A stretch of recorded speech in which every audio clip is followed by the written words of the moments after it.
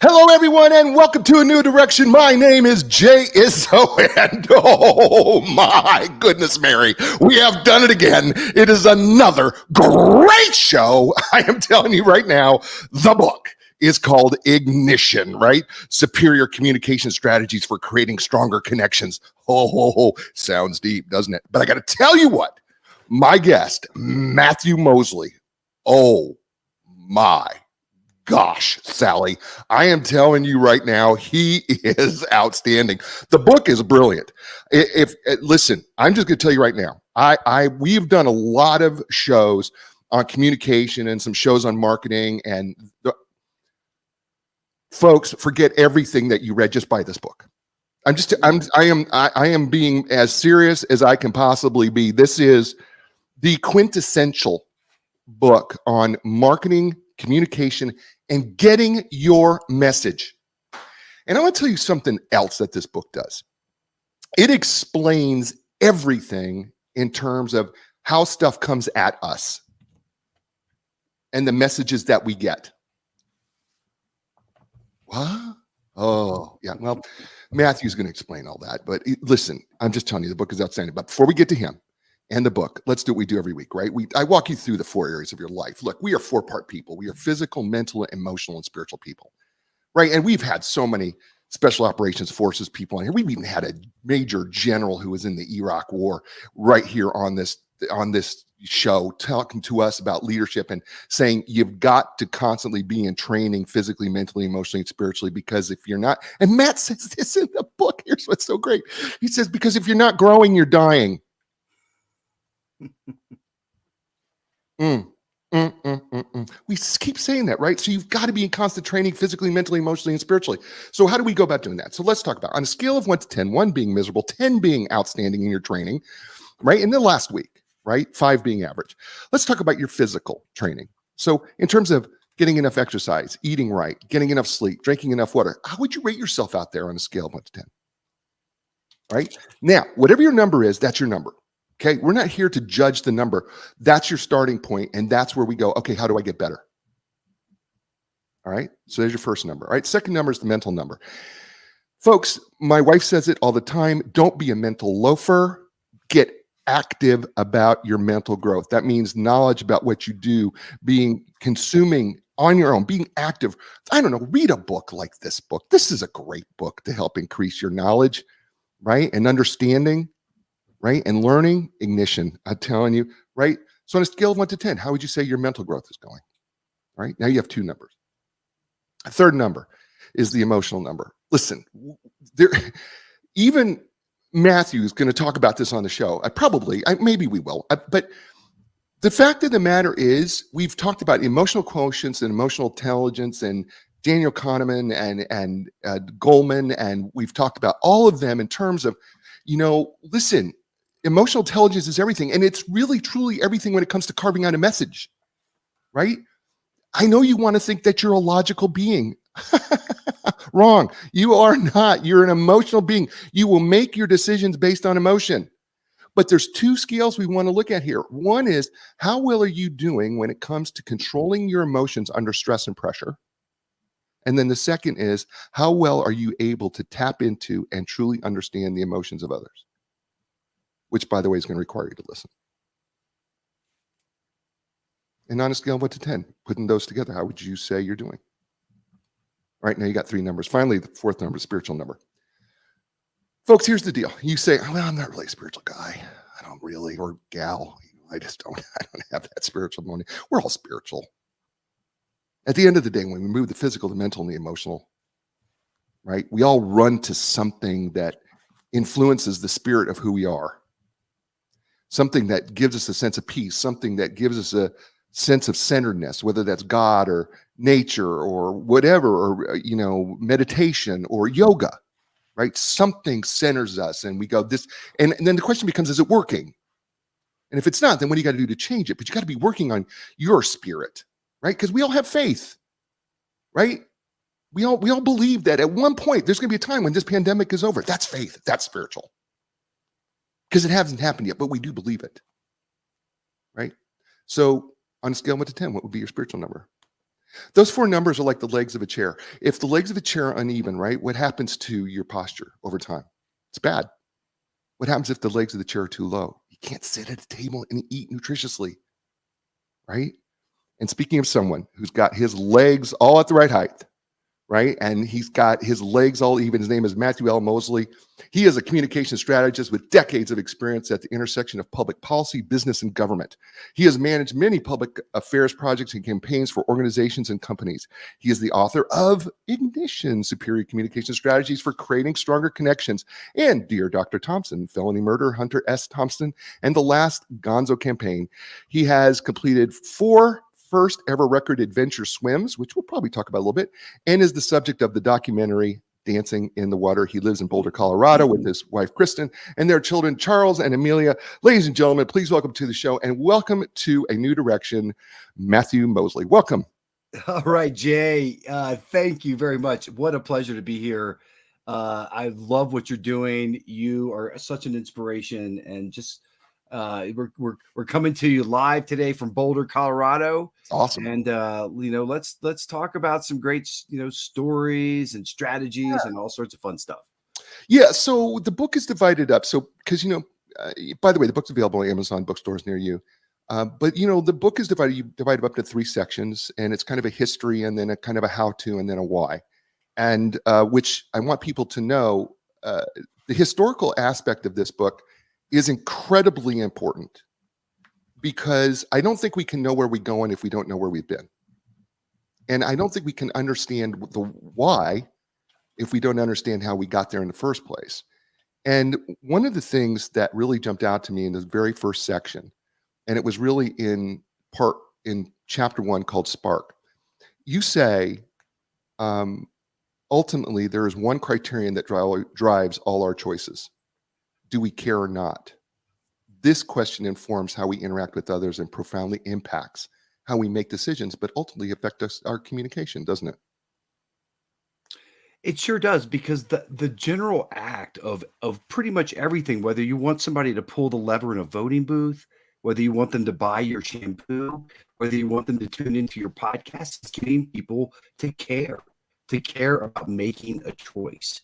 And that all starts with educating, with communicating. And it doesn't happen in a vacuum. Jay, one of the things that I found out in writing this book, I spent 6 years interviewing tons of different people, like fighter pilots and astrophysicists and authors. And some of the research I came across was from. Are you crying again? Yeah, I'm weeping. I'm weeping. Love it. If you can't see me, I've got a cut cornea, and so the lights are coming at me, and it's refracting, and all of a sudden I'm leaking. And he's already got me. I hope all your viewers know it's because of the content that he's using. That's why he's really crying. It has nothing to do with a cornea. Okay, it has nothing to do with it. You're right. No, but some of the research I came across, Jay, which was fascinating, was that paleontologists have discovered that, look, there were many other sapiens running around out there, Neanderthals being one of them, who were much stronger than us. But we were able to drop our larynx to communicate. Grunts and groans became collaboration. And because we could collaborate for a greater good, because we could bring our tribe together for a common purpose, that was our secret sauce. And people wonder why humans are why we are today, why we have dominion on this planet. It's because of this one special element that we possess that nobody else does. And that's communication and our ability to create meaning. And you talked about it in the spiritual element. Yeah, we may not be spiritual, but we're all looking for meaning. We're all looking for meaning in our life. Right. Yeah. It's really, really true. And I want to piggyback off this, because in the second chapter, you really make a huge point about empathy. And you say, to create more power, develop relationship.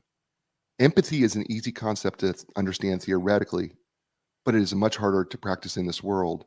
And true empathy helps us better understand the audience we need, in their need for a product or a production or ballot measure or campaign or elected office. Let's talk about that just real briefly, about the power of empathy in carving out our message. Absolutely, because empathy in the way that I talk about it in the book, it's a personal quality, but all the best organizational managers, the best leaders, the best CEOs that I've ever worked with have a special capacity to understand the interests around a table and who they're dealing with, right? And so that they're sort of very in tune with who those interests are and what they need to feel good about the situation, to trust you, right? To trust that you're doing the right thing. And so empathy, I find, is such an important element in leadership, in communication, because being good communicators in our world, in crisis management and crisis communications, it's not just about being transparent, but you also have to be trustworthy in that what you're saying, that people will accept it. And that comes from understanding what people need. And if you don't understand what people need, you can be the best engineer, you can be the best CEO in the world, but nobody's going to follow you. Nobody's going to understand what you need if you don't understand that. And so, look, we may talk about it a little bit later, but I Yeah. want to point to, part of empathy is really good listening. And I know you've talked about listening before on your show. Something I just heard recently from a friend of mine, Rosalind Wiseman, who wrote the book that became the cult classic Mean Girls, the movie that Tina Fey produced. She just wrote something, and we talked a lot about active listening, right? Listening to understand versus listening to just respond. Two very different things. When you're in the hot seat, you're listening to respond. If you're listening to really comprehend, you're listening to understand. What she said was listening is being prepared to be changed by what you hear. And if you're not prepared to accept and the conceptual underpinnings of what other people are saying, then why are you listening at all? That's why you listen to respond, right? That's why you're just listening to appease your own ego so that you're concocting your own next statement. It's very debate like, right? If you're in a Right. political debate, you're sort of thinking one or two steps ahead. And that's not necessarily a bad thing, because I was a debate person myself, and you want to be thinking about that way. But the real special sauce there, the special quality, is listening to be prepared by what you, or to be changed by what you hear. I thought that was so powerful. I do too. I think that is really, really powerful because that means we have to be open, right? Yeah. We have to be totally open for us to be able to receive that message. We come in with so many judgments, don't we? I mean, speaking psychologically, right? We judge people in 300ths of a second or less right away, and we have to counter that bias immediately by reminding ourselves. Well, and you talk about this too. We got to be aware.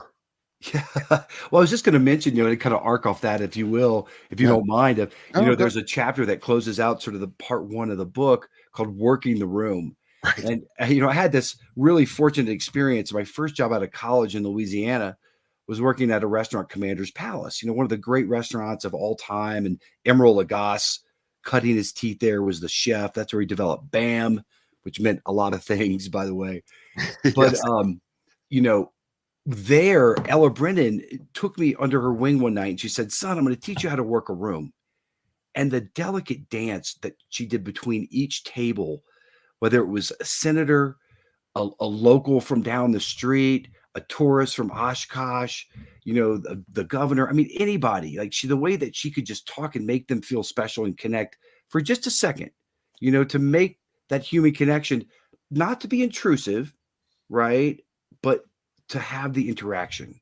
Right. And it was so special. It was something that I've carried with me my whole life. And that's situational awareness in a nutshell. That's what it means. And so I think, Jay, every person in America should have the responsibility of working in a restaurant or the military or a nursing home or what have you. Serve somebody, and you will learn humility.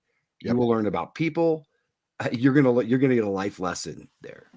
I listen. I worked in restaurants Yeah. going through college and grad school, Yeah. and I tell people all the time, you really don't understand service until you're not in the mood, but you understand that it doesn't matter what your mood is that day. you have to serve people and serve them well. You do it. You're a professional. Right. That's what you have to do. And how many times did you have to put your life on hold to serve people? And it's so important. And I think this is also part of, bringing it full circle, is that, in the communication business, it doesn't matter what I feel at that moment. It matters what they feel when I carve out that message. Yep. Right. I mean, that's the piece of it. Matter of fact, you say in chapter 7, State of the World, desperate as usual. And I'm going to point this out. I'm going to point this out because this is really a great quote, because it really does. This bridges it. When managing any fragile issue such as a pandemic, the most important element and guiding principle is to maintain trust. And I think when you talk about being at Commander's Palace, what she taught you is, how can you be trusted? Right? Because people have to trust you. I mean, even though you may be the maitre d', when you start working the room, right, there has to be a trust between you and that you develop between you and the people who are you're serving or checking in on. Absolutely. Right? Yeah. And, Ella one time says, and there's a wonderful documentary called Commanding the Table about Ella Brennan and Commander's Palace.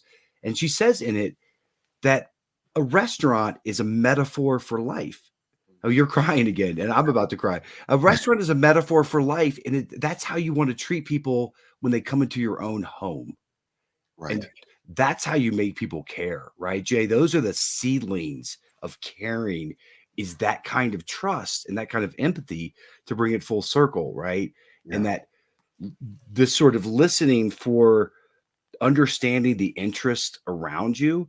Working with the utility company, we have these meetings every week, and we'll go in, and there's somebody from regulatory affairs, there's somebody from government affairs from the Capitol, there's the legal team, there's the communications people, there's the CEO, and there's people you don't even know what they do. Right. But so the CEO there is such a master at just sort of understanding, like, okay, this is what communications need to be successful. Hey, regulatory knows this won't fly, but they need this. The legal, it all sort of jives. And to really understand those parts, I think is just is a special skill that's that's intuitive, right? It's Right. difficult to learn unless you've sort of been in the situations. And we've all worked with kind of organizational leaders who, they're looking out for their own butts, and they don't want to do anything that puts them in jeopardy or risks anything. And they're close-lipped. And we all lead these meetings sometimes. I'm sure you have too. It's like where you're like, so what are we doing? What's the course of action here? And I can't stand that. And you saw this chapter. I have a chapter on meetings, and I might be the only person in America. I love meetings. I liked. It's I so love sad. meetings. That is so sad, Matthew. I'm just going to tell you right now. That is so sad.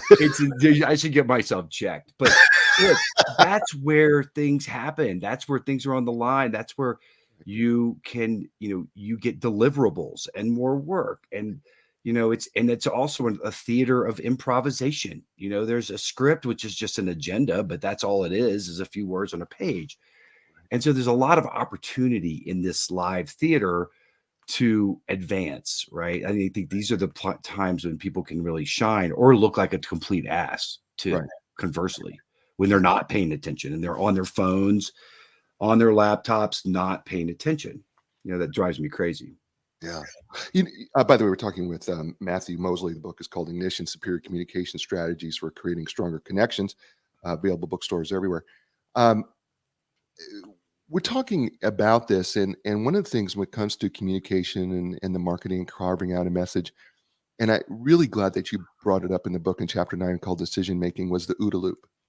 And we've had Rob Schallenberger, who is an F-16 fighter pilot, on here, and he talked about it. We've also had a Blue Angel, I'm trying to remember, this is a few years ago, that was on here, and they talked about the OODA loop and how important that is for us when we're trying to carve out a message of observing, orienting, deciding, and then acting.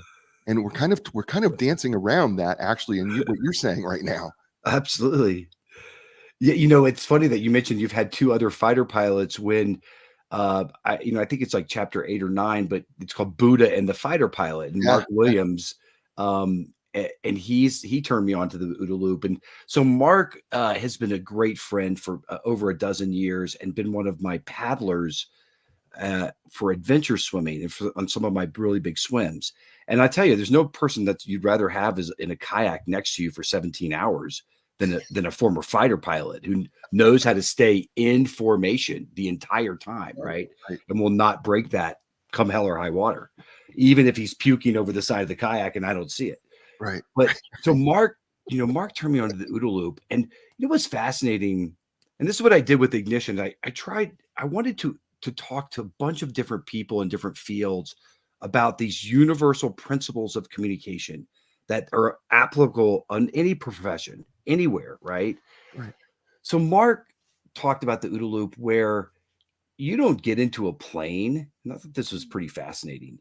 You don't learn to fly until you've learned how to talk about flying, right? Until you learn, and it takes about a year to learn all of the commands and the special language of being in a plane.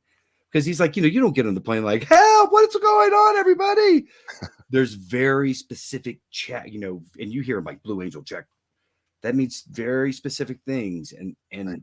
how they fly in formation, when they change, who's in lead point, And my friend Mark Williams, I always compare him. He's kind of like the Maverick, since you're coaching Mavericks. Like Right. he's like the real Maverick. He's just such a badass. But he talks about the OODA loop, and that when you can get inside somebody's OODA loop and sort of mess it up, that's sort of the hand-to-hand combat. Right. But also the way that I talk about it in the book is that, John Boyd, who came up with the irascible colonel, who has, just this legendary reputation that I found out, pretty heroic figure, but also very controversial in a lot of ways. But he talks about it in sort of the Heisenberg uncertainty principle and quantum physics, and really goes very, very deep into that it's not just a decision-making process, but it's a didactical evolutionary process of humanity, right? That it's really writ large. And I thought that was just fascinating. And that, we observe, we take in information, we orient ourselves. This is, we're evolving, then we're deciding, Right. okay, let's make the plan. This is what we're doing, people. And that's where my book kind of really plays. And then acting, let's go do it, which is that's where I love in my career is like, all right, here's the action. We're doing the rally, we're doing the thing, we're doing the press conference. It's game on. Right. I love that. His name is Matthew L. Moseley. The book is Ignition: Superior Communication Strategies for Creating Stronger Connections. And you're listening to him here on A New Direction. Hey, everyone, listen, I got two great sponsors, right? I talk about them all the time. Epic Physical Therapy is one of them. Listen, it doesn't matter if you're just an average Joe like me or you are a professional athlete. You know what? They work with them all. And here's the deal. They provide you with a customized treatment plan tailored to your individual needs. Right? It's because they understand that there is a need to treat the entire body as a functional whole, not just your symptoms or your injury. So when you're ready for your epic relief, your epic recovery, and your epic results, stop at epicpt.com. That's EPICPT.com. And Linda Kraft and Team Realtors. You know what? She's been in the business for 35 years, and she started when interest rates were around 18%. Her very first client from 1985 still comes sees her today. That says something, doesn't it? It says that she's built trust. It says that she's earned that in a sense. And you know what? She's served thousands of people up to today. So why not? If you're ready to sell your home, buy your home, start with Linda Kraft and Team Realtors. You can learn more by going to lindakraft.com. That's LINDACRAFT.com. And we're back here on A New Direction with Matthew L. Moseley and his book Ignition. And we're talking about communication strategies and building connections and carving out your message. And we've been talking a little bit about kind of, setting the table for this. And we're going to jump into part 2, the communications planning and implementation section. And chapter 11 is entitled, Where Are You Going? And you say in that chapter, the first step in writing a communications plan is to address intentions, goals, and objectives. Do we understand that well enough? I think people understand that they have a problem, but they don't have a framework sometimes for addressing that problem. Mm, And so that it sort of seems very intractable to them. So, I get clients that want a communications plan that's going to be 120 pages. Sometimes it's a 3-page document for a quick legislative bill or something. And sometimes it's just a guy, Jay, you call me and say, "Hey, can we go have a beer? I got this little issue and I want to figure out how I should really think about it and address it." And so it could be a back of the napkin, right? I like to say that I could make anyone a better communicator in 15 minutes. mm. I could be the 15-minute communication plan man. Well, how do you do that? I mean, Well, how do you okay, so let's talk about that. Okay. Um, so first of all, we want to have our goal. What are we trying to do, right? If we're point A, where does point B? Is Okay. it getting a date? Is it killing a bill? Is it getting elected to office? Is it stopping a massive public campaign against something, or is it protecting water? What could it be, right? Where do you want to go? So let me ask you this. What if it's like, okay, my goal is I want to, because I got a lot of people in the sales and own business, I want to get more customers or clients. Okay. Yeah, that could be that's a perfectly valid goal. We want to sell something, right? We have a product. We want more awareness about something. Okay. So, but you want to have a clear goal, because this is surprisingly harder than you think sometimes with organizations about, okay, you're bringing us on, you have a different opinion about something, this person has a different opinion, let's get really clear on the end goal, right? So Right. then I take people through 3 questions, Jay. Pretty simple, but it forms the whole basis of an ignition communications template and a whole strategy. So the first question, what are we saying? What's your messaging? What's the crystallization of everything that you have thought of that is going to move people the most? What's your sort of call to action, if you will, right? What do you want people to do and how are you going to move them? This is where how are you going to get people to care? Mm, What are those magic words? I have a dream. right. There's words that can ripple across space and time. The second question is, who are you saying it to? What is your audience? Now, this can be surprisingly deep as well, because we like to use a lot of third-party validators where we say, like, other people talking about Jay Izzo is much more powerful than Jay just talking about himself. Absolutely. Absolutely. And that's a really powerful concept when you write it really large on a big scale. And then we have, targeting. The whole valley of Silicon Valley is based off of targeting. Those are all targeting companies. So we've come a long way in how we identify certain audiences. And look, I'm dealing with a client right now. Our only audience is one person, the governor. Mm, Now, to get to the governor, there are different ways of doing that, and there's lots of different strategies, but that's who we need to influence. So then you want to be really clear on who that person is, or the people that you need to, like you say, increase your product sales, right? Who are those people that are going to be the relevant candidates? And that's a common sales strategy, but I think it's not well executed a lot of Let me times. yeah, let me jump in here, because I think it goes back to what we said about empathy, right? I don't think I could create that sales strategy if I don't really understand what they right. Exactly. I think I have to go back there, don't I? For step 2. And create avatars. Oh yes, there's lots of different strategies for the targeting, and then to the messaging and the audience sort of build. That's your sort of groundwork for the empathy and the trust level. Mhm. Because then only when you have that can you go to step 3, which is the third question. How are you going to say it? What are the tactics for you to get out there? Now, look, if you're asking somebody on a date, I usually don't recommend sending a text, right? Like, Right. if you want to tell somebody, you want to ask somebody to marry you, don't send a text or leave a Right. voicemail. Right. Find the right ways. And like now, in our world, Jay, right, we have millions of ways we can communicate to people in different avenues. find the right way that works for people. And look, I'm an old guy like that still goes like I think personal touch. I think old school retail sales is still your most powerful. Right. There's the digital space, which is, that's a whole nother book and a whole nother podcast in itself. But the millions of ways that we can say things. Is it a press conference? Is it is it a door knock? Is it a phone call? Like, figure that out. And what's the best way of saying it? So then you put all of those together, add some evaluation, a few other things, and you've got a real strategy for a communications plan, right? Right. Now here's where it starts to, as we start to break that down, right? If we start to break that down, and moves us to chapter 12, which is called Reason and Emotion and Stories. And you talk early on you say the brain is not a computer, which I'm so glad you said that, because we continually try to, even in my field of psychology, we could continually try to make the two comparisons. They're just not.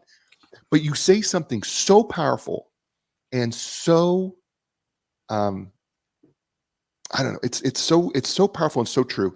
And I'm just going to quote you because it's so good. And then I want you to jump on it. For decades, economists and social scientists assumed that human behavior was predicated on reason. Economists had developed and adhered to a theory of rational choice, in which a person weighed all opportunities and challenges and made specific calculation of the utility of an option before making a decision. And you, of course, talk about Dr. Drew Weston, who wrote The Role of Emotion in Deciding the Fate of the Nation. By the way, that is just one of the most awesome, well-written paragraphs I've ever read. Well, no, thank you. And I don't, it's not groundbreaking, I don't think. And I believe, as much, you're in psychology, and I'm sure there is a movement in that field to reduce everything to data. And to like, what are your findings, and like, what's your data set? And it's you're crying again. My God. Well, I'm sad about that, because I have a science degree. So, but it's moving everything apart. Yeah. So, yeah. And it took Drew Weston, Dr. Weston, a neuroscientist, to tell us that we don't make decisions based on rational choice. And I went through graduate school in public policy, and that was sort of the dominant theory of the time. And I think it was coming to its sort of challenging close. Right. But for years, like, that was just so accepted that we were just these rational beings. And, right. Even I talk about it early in the book, where, the early Greek philosophers compared, I think it was Aristotle, that was like, look, our brain is a chariot of two horses of reason and emotion, and that our job is to try to keep them in check, right? So that one horse doesn't drive us in the ditch. But the science even proves that we are emotional beings. We make choices. We buy products that don't serve our self-interest. We vote for candidates that are going to do things that do not promote our self-interest. We are capable of throwing ourselves in front of for love, and we'll do anything, right? And so it just proves itself over and over and over again. And look, as it's kind of a left-leaning person, I've seen, progressive causes, and I've worked with associations and unions that just want to repeat facts and figures, and like, oh yeah, if we just explain ourselves and explain, then people will get it. No. You got to create an archetype. You have to create a story. And we talk about some of that in part 2, right? Some of the strategies for creating stories and sticking to a very disciplined message about what you are and what you believe. That's what people want. You referenced earlier, we call it the emotional journey. But when you're setting out on this communications planning, and you want to go from point A to point B, what do you get people to think, to feel, and then to do? Yeah. And it follows a very natural pattern, but most people in their communications, they just throw shit on the wall and see what sticks, right? And they don't really think about how it it sort of resonates with the audiences. And Yeah. so I think that so that's, talking about a 15-minute communications plan, man. That's sort of how we, if I was going to have a beer with you sometime, and Right. that's what I would take you out, and we would talk about that. So here's what I found. So because I got to tell you something, uh, and those three questions that every person who's in a business, I don't care what you do, needs to ask these three questions, because you say, what do I want my audience to do? And I just want to remind people what he said. What do I want my audience to think? What do I want my audience to feel? And what do I want my audience to do? I mean, that has to be the fundamental three questions we ask whenever we're communicating. I mean, it doesn't matter if I'm communicating with my wife. I mean, right? I mean, what do I want her to think? What do I want her to feel? And what do I want her to do?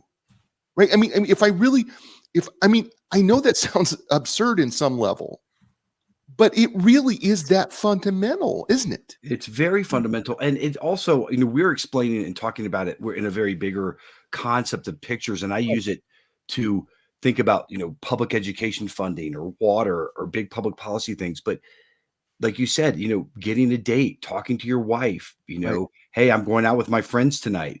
Well, let's think about how I'm going to do that. Do I tell her after I've already been out for 2 hours, you know, Right. already with my friends at the bar, and I send her a text? She's not going to be happy about that. Right. I give her a shout. Hey, by the way, I'm going out with my friends. It's noon. We're talking. Oh, that'd be great. I'm sure you'll be happy to see them. Fine. It's approach. It's how you approach things. Right. Are people angry? Are they sad? One thing we didn't talk about that was in part one, just real quickly, Sure. was I had either the good fortune or the bad fortune of working with the author Hunter S. Thompson, Right. who's the from the famous Gonzo author. Yep. And one night we literally blew up a bomb in his backyard, and my heart was palpitating.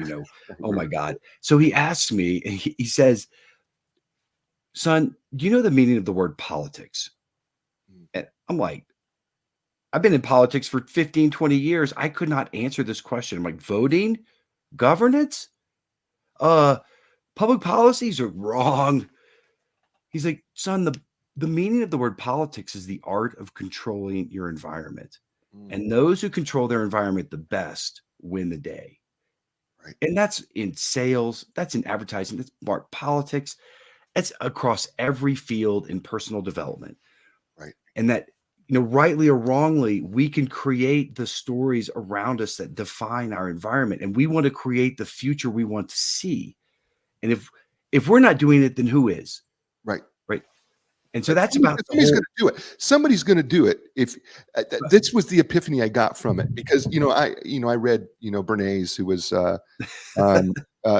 Sigmund Freud's nephew, I think he was, and in his book Propaganda, and he talked about manipulating and that it's going to be done by people you don't even know, and et cetera, so forth. And it bothered me at first, because I was reminded of it, and I was like, I don't like that. I don't like the idea of manipulating. But then I'm thinking about it, and I'm going, well, then if you don't control your message, if you don't control the message, if you're not the first one out there with the message, somebody else will be.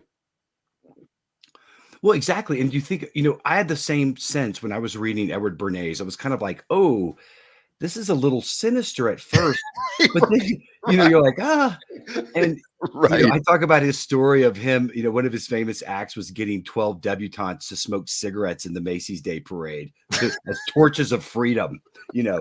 But what he says, and which is so important, because they were dealing with elements of fascism and Nazism and the rise of all of that, was that in a democratic society, if you don't have that, Right. you have nothing. And so it's a matter of, we have a responsibility, and that's where he kind of falls down at the end of his career, is like, hey, we have an ethical responsibility to have integrity, to be honest with people, but we have a responsibility to tell our own stories. Right. And if we don't do it, then other people will. And without the right to tell our own stories, that's when we're in real trouble. That's fascism, right? That's Nazism. So yeah, I think what people have to understand here is that emotion is just so important when it comes to carving out our message. because I think we still, so many of us want to rely on, well, people were going to think logically. If we just give them stats and figures and data, that's going to convince them to either buy into what we want to do or sell or whatever it is. And it's just not how we're wired. And, we know that we can get our amygdala hijacked. We've talked about that, ad nauseum on the show about with other people, that what happens is, we get triggered and all of a sudden we've got biases. We want confirmation bias because we want people to agree with what we believe, or we want to go with people that believe or look like us, or we have illusory correlation, right? So we get this illusion that these two things are correlated and we treat it as fact or, causation because we want to make this belief. And it's just, it just doesn't work. That's or no, it works too well.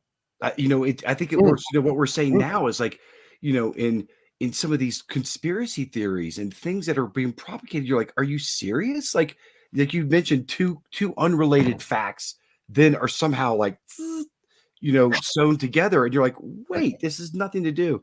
Hey, I wanted, before you move on too, I think if you ever write a book, you could call it Amygdala Hijacked. I love that one. That's a great book title, or hijacking the amygdala. I like it. I wish I could take credit for it, but I think it was Kahneman who actually called it the amygdala hijack. Oh, it doesn't matter. You can hijack that too. I'll put it to press first. How about that? Tell him Moseley said you could do it.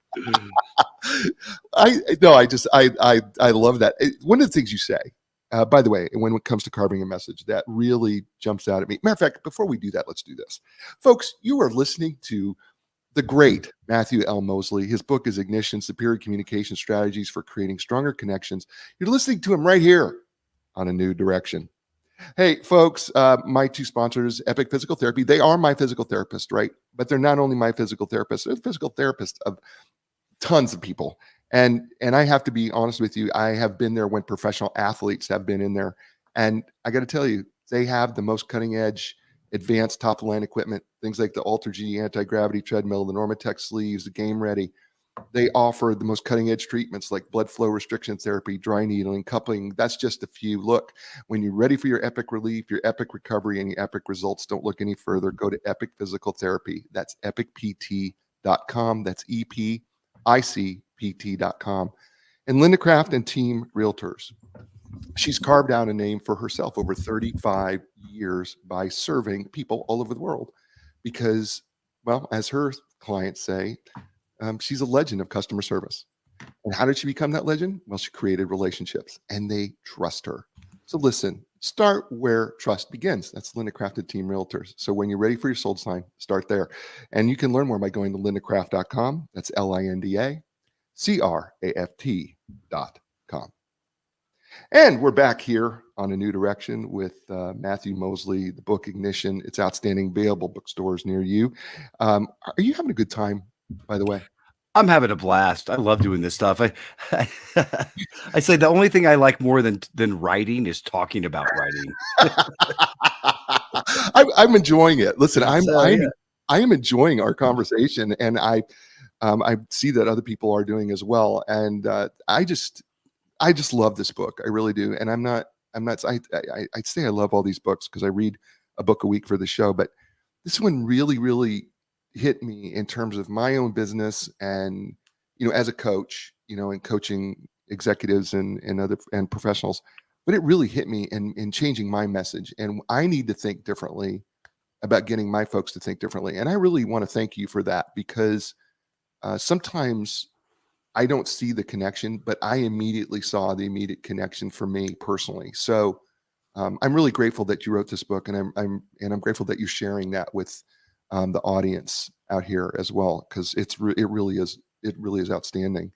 And I want to say something that you wrote here because it's really critical that I think people understand it. You said the most effective communicators pick the best fitting words out of infinite combinations to most clearly express their thoughts and emotions on a particular subject to a particular audience. And I think we're not always very careful with our words. And we could be more concise, or we could be, I think Jerry Seinfeld said, one time that to write a joke, it would take him, like, just for one small joke, it may take him weeks to come up to wordsmith the joke to make it work, right? Because he had to, get it concise and smaller, and maybe he had to use words that had a different meaning, and how was that going to react to the audience? And I kept hearing him as he was talking about writing jokes, and I know that sounds silly in a way, but I was thinking about that in terms of this. What you're talking about is that we need to be really, really cautious and careful about how we're writing our message too. Absolutely. And, I think I deal a lot with crisis situations and crisis stuff. And I talk about it in the book where, people just say a couple of wrong sentences and Right. valuations of businesses crumble overnight. People's jobs are lost, careers ruined. It's insane, and it's just like a few things, but what it does is it reveals underlying values, and that's where people then lose the trust of everyone around them. And so one of the I have this sort of rubric where I say that the more you write, the less you get paid. So so, people that write like advertising jingles or like "We love to fly" and it shows, millions of dollars. Like I spend like months, 6 years on a book and it's like pennies on the dollar. Right, But right, right. but jokes and to hear that Seinfeld does that is not surprising at all, because they have to pick very few words to sort of elucidate Right. these big universal meanings, which then makes it funny, right? Because it's not just, it can't just be localized. It's got to be real sort of generalized, or sort of appealing to people to make it funny. So I think that's really important. And I mentioned, I have a dream, but you think about certain phrases and words that have taken on meaning and they ripple across time and space. And this is what I call a quantum communication, where it's not just the three words that were spoken, but it's the way that it moves people and then creates context for the future. Um, 7 years ago, Mm. if you said, "Ask not what your country can do for you," Mm. these are simple words that captured people and that live too. And so I encourage clients that, we're not all going to write those speeches, Right. but let's think about it in that importance and that gravitas of what it means and how people are taking it. And I love speech writing. That's something that we do occasionally for people. And finding the metaphors that sort of connect, that are beyond the subject matter. I think that's really important in storytelling, right? And how you connect people with issues instead of just, "Hey, I'm going to spew some facts and figures at you." Let's tell you a story about it, and maybe we can relate it to some magical moment in history and connect it with that. So I think there's lots of great strategies. Well, and let's talk about story, because you talk about the hero's journey, and awesome. All right, but I don't think people really understand how the hero cycle, as you point out, and you call it the hero cycle transformed. I don't think people understand how the hero's story, the hero's journey, if you will, and then you talk about Joseph Campbell, who's a literature professor who wrote The Hero with a Thousand Faces, based on the hero's journey. Um, but that becomes a critical piece to forming our message, right? Because it's the story that is really important here. Absolutely, and this is where, I've had situations where a transportation engineer has come in and dumped 6 binders of process on your desk and say, "Okay, I need a 3-page, story out of this. Like, what does this mean?" And so I encourage clients to always sort of think about the hero cycle, and I know it's a little, I don't want to say trite, but if you're in any literature class in college, you're probably going to study it. And the whole town of Hollywood is based on the hero cycle. Right. And I don't think people understand that the same arc of a story is from Bill and Ted's Excellent Adventure to the Quran, and like all of it from Chaucer to Shakespeare, it's all follows the exact same trajectory. It's the same story. It's the same story over and over, but that's because we respond to it and we understand it and we live in it, But what's really interesting, Jay, here is that when I'm talking to people, they always want to put their thing in as the hero in the hero cycle. Like, oh yes, okay, for this advertising commercial for a shampoo, let's put our shampoo as the hero. It's going to solve all the problems of the day. No, The consumer is the hero because they've got to go to their meeting and feel like $1 million, and the shampoo is the helper.